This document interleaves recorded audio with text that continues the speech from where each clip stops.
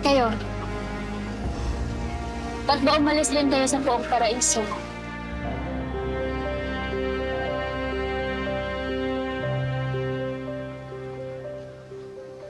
Ikaw, kamusta kayo?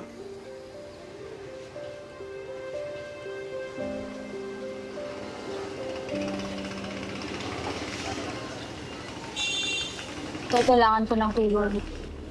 Ano yun? May problema ka ba? Simula nung umalis kami sa Poong Paraiso,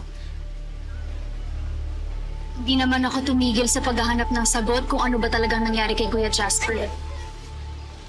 Toy, alam mo ngayon? Alam ko. Nararamdaman ko. Malapit ko nang malaman ng totoo. Paano?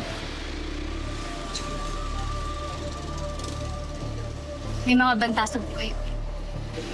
Delikado yan. Kung mag-alala, Paano ako hindi mag-aalala? tigasan na rin kaya ako ngayon.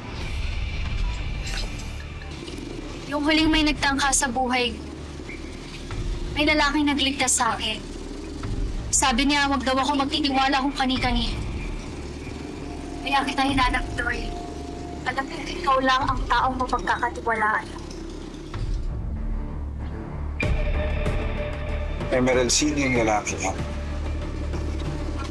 May picture ka ba? Pangalan? Ito.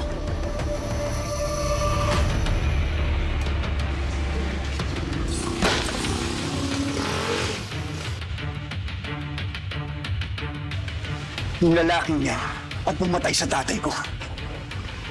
No? Patay na si Captain Alan? Toy, sorry, hindi ko alam. Pinasabong ng lalaki niya ng buong simbahan ng Poong Paraiso.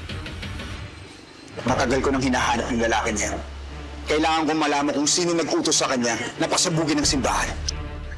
Siya rin yung makakapagsabi kung ano talaga nangyari kay Kuya Jasper. Kailangan natin siyang mahanap. Toy, hahanapin natin siya.